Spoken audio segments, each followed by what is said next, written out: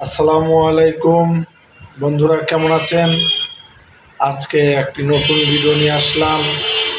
আমরা কেউই জানি না যে একজন মানুষ মারা যাবার পরে তার মস্তিষ্ক কতক্ষণ সচল থাকে।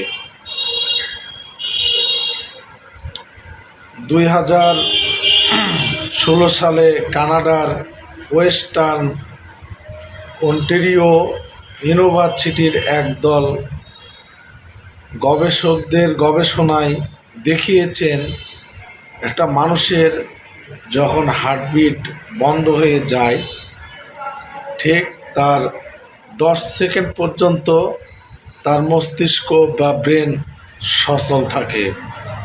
যদিও এটি কার্যকারিতা থাকে কি না এটা এখনও রহস্যময়।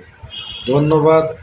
সবাই ভালো থাকবেন, সুস্থ থাকবেন এবং এরকম ভিডিও পেতে আমার পাশে থাকবেন। আসসালামু আলাইকুম।